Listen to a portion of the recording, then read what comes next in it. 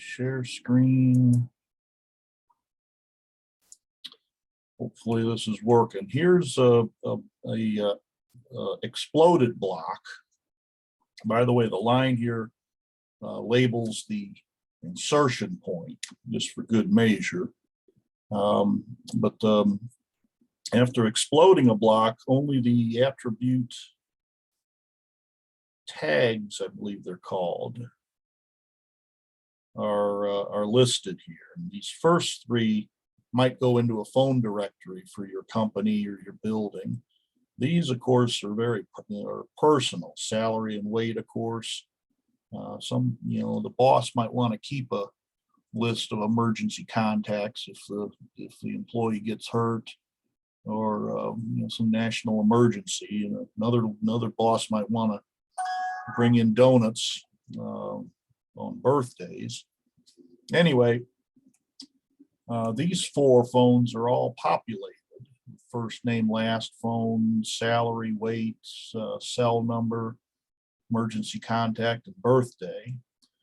So I'll select these four telephones in this video and demonstrate how you can place a table of them in your drawing. And I'll hint about creating an Excel spreadsheet where a lot more can be done with skills in Excel. Let's see here. We're on the Insert tab in either the 3D modeling or the what's it called, drafting and annotation workspace. On the Insert tab, we'll come over here to Extract Data. We'll create a new data extraction file, preferably within the folder that your drawing is. I'll click Next. I'll name it, say, the directory 2, or okay, I'll overwrite this one. Save. Yes, I want to replace the directory.dxe file. Select the objects in your current drawing. Let's keep it short and simple here for now.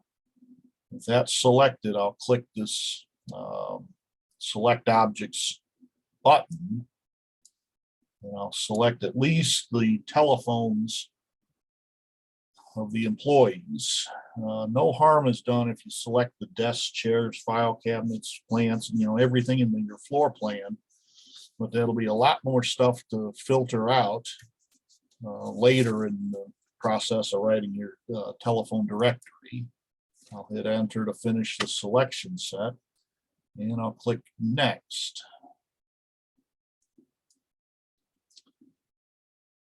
Only have checked attribute definition and the phone block here in the top. So I'll decheck lines, 3D object lines, polylines, and you might have circles, arcs, M text, other objects in the selection set you just made that included the telephones. I'll uncheck Display All Objects. I'll check Display Blocks, and I'll uncheck Display Objects Currently in Use. So only the phones should be checked above. Display blocks only, display blocks with attributes only, checked here at the bottom. Click Next. Only on the right side have attribute and geometry checked. So I'm going to turn off miscellaneous, general drawing, and 3D visualization.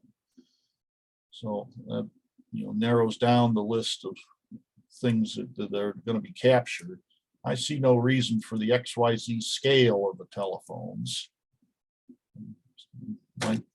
Maybe there's a use, but we certainly want all the tags. The XYZ of the blocks will help with stability calculations using the weight of the employees, just as a rough example here.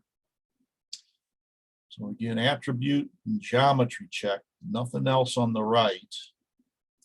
Deselect scale, the 3 scale columns. Click Next. We'll click Next again. believe you can reorder columns if you like, but that's probably just as well done in Excel later. We'll click next.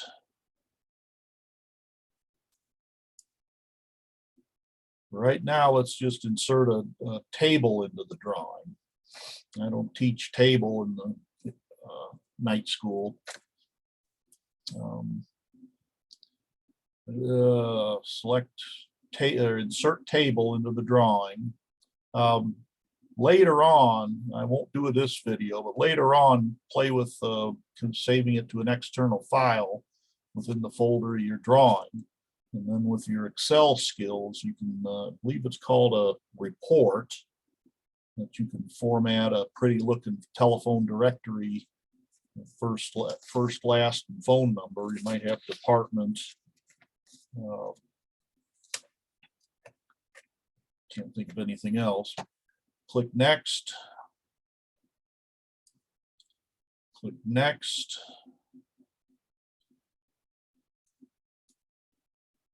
Click that finish. Just plop your table anywhere in your drawing. So imagine, if you will, we had blocks for all the HVAC equipment or windows and architectural pieces. We could have a quick and dirty bill of materials this way. You know, putting them in the right order, of course, deleting the XYZ. But again, I wanted you to include XYZ positions, because with that information, I believe the list and trim calcs can be done for, say, a submarine, knowing the weight of the diesel engine, reduction gears and everything, knowing XYZ location. You certainly want the center of gravity to be low in a ship and the center of buoyancy to be high in a ship. So, you know, I would assume the weights and measures department of the shipyard uses something similar to this attribute concept in estimating trim, you know, delivering a ship that's pretty even keel, list and trim from the get-go, with very, very minor adjustment in the ballast. The Navy takes it. That's all for this video. I'll shut down and see you later.